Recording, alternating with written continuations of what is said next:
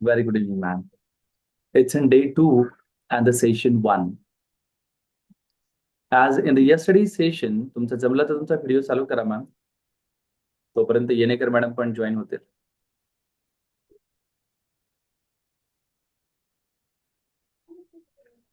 Yes, it's a day two and session one. In this particular session, that will just recall the kind of concept what we have seen yesterday.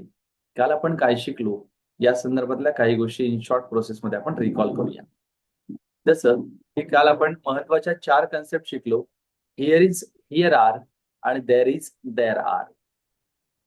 आता जवळील गोष्टी दाखवण्यासाठी एखाद्या जागेबद्दल माहिती सांगण्यासाठी आपण हिअर इज आणि हिअर आरचा वापर केला.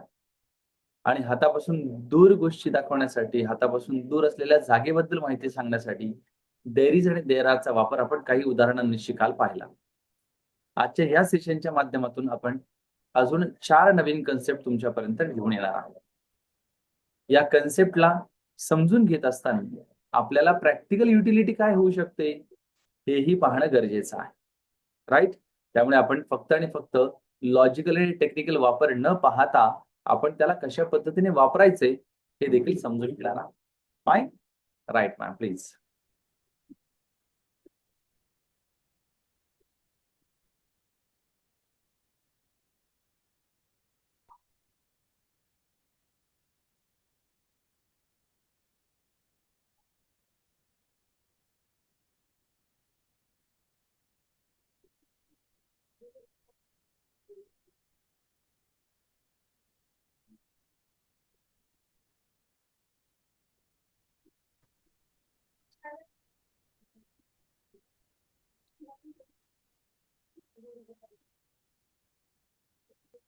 Prajakta ma'am, very good evening. Good evening, sir. Right.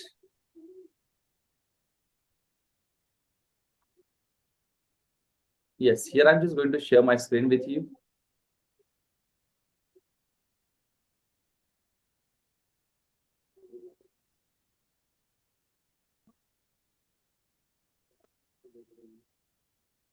This is आणि these are या दोन्ही कन्सेप्ट संदर्भात आपल्याला काही गोष्टी पाहायच्या आहेत. राईट? दिस इज आणि these are. Recording in progress. Fine. आपल्या हाताजवळ असलेल्या दिस इजचा आणि these are चा उपयोग आपल्याला हा, ही, हे या अर्थाने किंवा हा, ही, हे, ह्या या अर्थाने एक वचन आणि अनेक वचन दोन्ही कन्सेप्ट मध्ये होत असतो. दिस इजचा उपयोग हा एक वचनासाठी होतो आणि these are चा उपयोग आपल्याला अनेक वचनासाठी होत असतो. आणि लॉजिकल उपयोग काय दिलाय बघा, आपल्या हाताजवळ असलेल्या वस्तू, प्राणी, पक्षी, फळं, फुलं दर्शवण्यासाठी आपण दिस इज आणि these are चा उपयोग करत असतो. For indicating the things, animal, birds, fruits, flowers etcetera which are near to us, जे की आपल्या जवळ आहेत. जसं फॉर एक्झाम्पल जर मी तुम्हाला सांगायचं झालं तर दिस इज डायरी. एकच डायरी आहे. आता दीज आर डायरीज, कारण एकापेक्षा अनेक गोष्टी आपण दाखवायला लागलो की आपल्याला धिस इज आणि दीज आरचा वापर होत असतो. फाईन? आलंय लक्षात मॅडम? Yes. हे लिहून घेतलंय ताई? हा, घेतलंय सर. हा, राईट, फाईन. थोडं पुढे जाऊया. काही उदाहरणं दिलीत बघा. ही गाय आहे, दिस इज अ काऊ.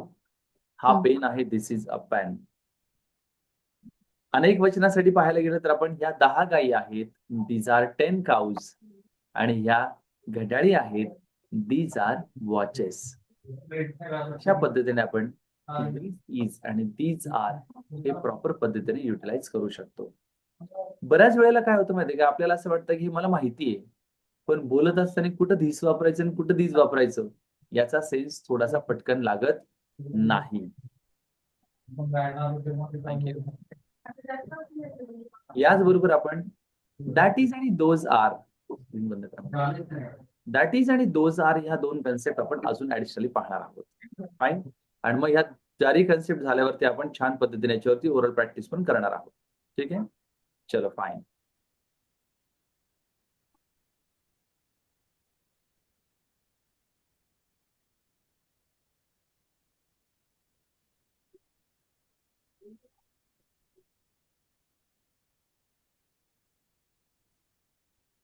कसं बंद करता डायरेक्ट करायचं का पहिला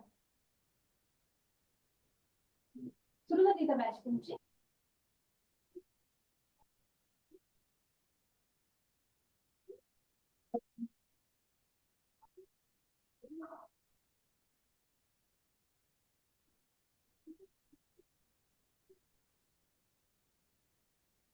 Right, fine.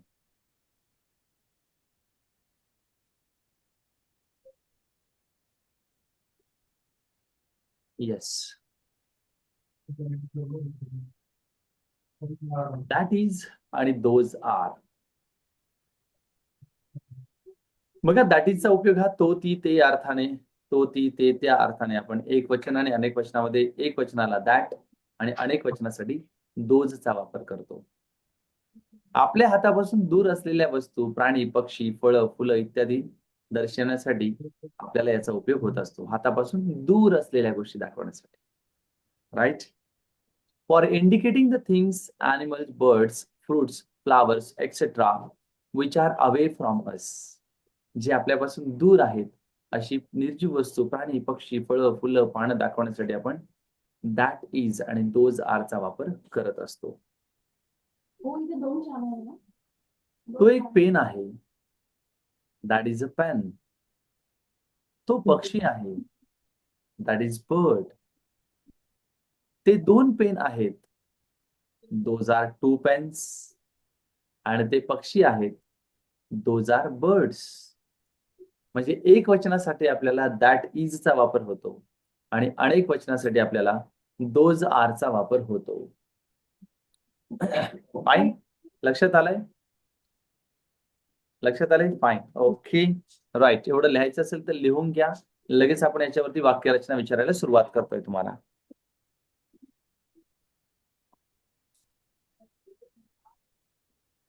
लिहायचं असेल तर लिहून घ्या. लिहिलंय प्रज्ञा मॅडम? हो लिहिले सर. Right, fine ma'am. कारण मॅडमच्या ऑलरेडी ह्या कन्सेप्ट झालेल्या होत्या. आपण डायरेक्टली ओरल प्रॅक्टिस करूया आता. फाईन. ठीक सर.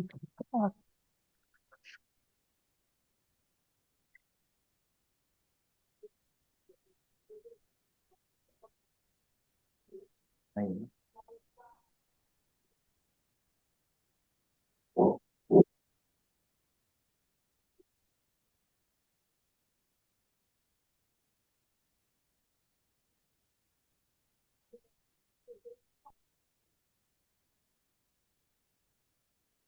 चला पहिले काही वाक्य आपण प्रज्ञा मॅडमला विचारूया. मॅडम, तो माझा बंगला आहे कसं म्हणणार आपण, सांगा बरं. काय म्हणले सर? तो माझा बंगला आहे कसं म्हणणार आपण?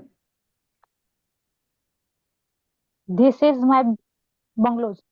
आपण तो म्हणलोय, तो. तो दॅट इज.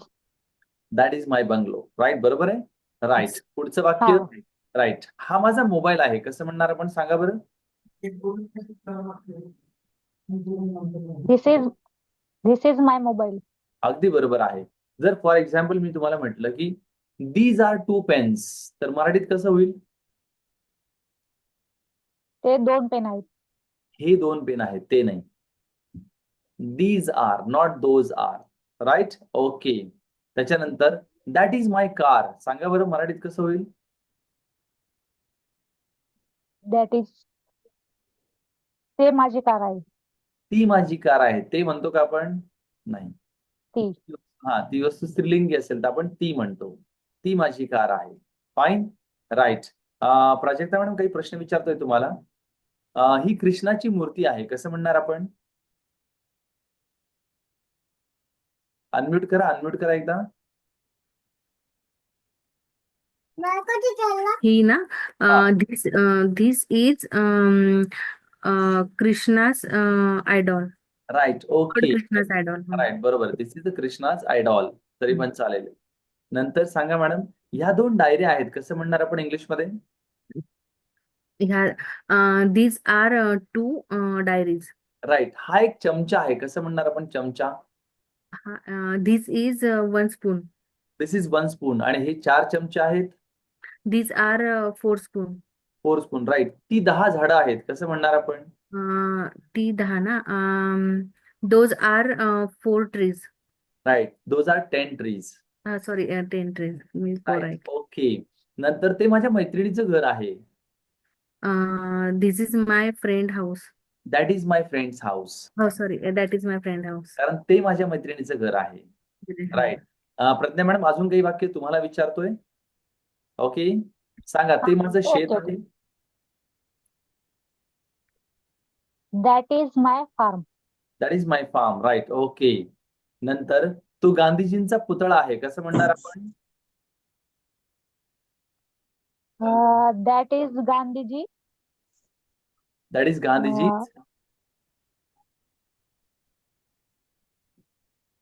पुतळ्याला काय म्हणतो सर? पुतळ्याला काय म्हणतात? स्टॅच्यू. स्टॅच्यू. हा, that is Gandhiji statue. Okay, right. नंतर पुढचं वाक्य मॅडम, तो तवा आहे. तव्याला काय म्हणतो आपण? काल बघितलं होतं. Pan. Right, that is pan. That is pan. अगदी बरोबर आहे. Good, wonderful, fine ma'am. नंतर सांगा, ते 4 ग्लास आहेत. ग्लास. That is pan. ते 4 ग्लास आहेत, कसं सांगणार आपण? This is 4 glass.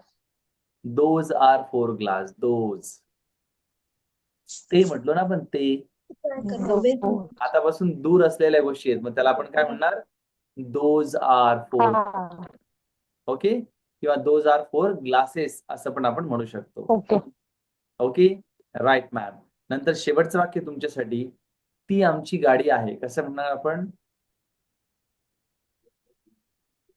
She is my car. That is my car. This is. That is.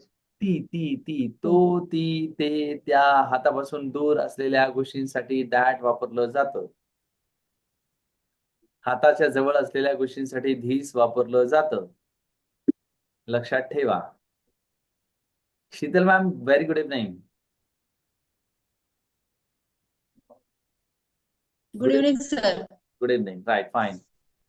चला प्राजक्ता मॅडम, दोन्ही कन्सेप्ट लक्षात घ्या. This is, these are, that is, those आरचा वापर प्रॅक्टिकल युटिलिटी मध्ये कसा होतो ते आपण लक्षात घेऊया. Pragya madam, fine. बघा, लक्षात घ्या. युजली आपण जर पाहायला गेलं तर भारत सरकार किंवा आपले पंतप्रधान आपल्या देशासाठी काही ना काहीतरी डिक्लेअर करत असतात. म्हणजे जेव्हा आपण एखाद्या डिस्कशन मध्ये बोलतो की this scheme has been launch by mister Narendra Modi. Right, this scheme has been launch by mister Narendra Modi. ही स्कीम कोणी लॉन्च केलेली आहे? नरेंद्र मोदी यांनी लॉन्च केलेली आहे. नंतर बघा, these are few decisions. These are few decisions have been taken by Mr. Narendra Modi. Narendra मोदींनी हे काही निर्णय घेतलेले आहेत. मग यासाठी आपण these are चा वापर केला. एकच डिसिजन असेल, एकच स्कीम असेल तर आपण these चा वापर करतो. अनेक असेल तर these चा वापर करतो. नंतर बघा, those are 500 trees on the ground. They are giving oxygen. ते 500 झाडं मैदानावरती आहेत की जे आपल्याला ऑक्सिजन देतात. Those are 10 players on the ground. तिथे मैदानावर 10 खेळाडू आहेत. Right, that is a cricket ground. ते क्रिकेटचं मैदान आहे. Those are 10 player on the ground. त्या मैदानावरती 10 विद्यार्थी किंवा 10 खेळाडू आहेत. मग असं this is, these are, that is आणि दोज आर यांची प्रॅक्टिकल युटिलिटी आपल्याला लक्षात आली पाहिजे. ज्या व्यक्तीला याची प्रॅक्टिकल युटिलिटी लक्षात येते, he can become the master of communication. आपल्या घरामध्ये आपण जेव्हाही वावरतो ना, तेव्हा आपल्याला करायचं काय माहितीये का? तर या सगळ्या कन्सेप्ट आपल्याला जोडून पाहिजे आहेत. मग आपण म्हणू शकतो this is glass, these are 2 glasses. Right, this is rolling pad, these are 2 rolling pads. काहीच्या घरामध्ये 2-2 पोळपाट असतात. बरोबर आहे ना? Right. So likewise, we can just say that having a number of things, multiple things with us. मग तुमच्याकडे काही पुस्तकं असेल तर तुम्ही म्हणू शकता this is a book, these are books. This is cupboard, these are cupboards. या पद्धतीने तुम्ही याचा वापर करू शकता. आज आपण 4 कन्सेप्ट या सेशनच्या माध्यमातून पाहिले. दिस इज these are आणि that is those are. Okay, thank you very much. Thank you for listening me. आणि हा व्हिडिओ ऐकणाऱ्या प्रत्येक व्यक्तीला नक्की लक्षात आलं असेल की दिस इज आणि दीज आर, दॅट इज आणि दोज आर हे फक्त वस्तू, प्राणी, पक्षी, फळं, फुलं सांगण्यासाठीच नाही, तर आपल्याला अनेक प्रकारच्या गोष्टी जनरल लाईफ मध्ये वापरताना देखील या कन्सेप्टचा प्रॉपर वापर होऊ शकतो. परंतु तो आपल्याला करावा लागेल. तेव्हा करण्याचा प्रयत्न नक्की करा. Thank you very much.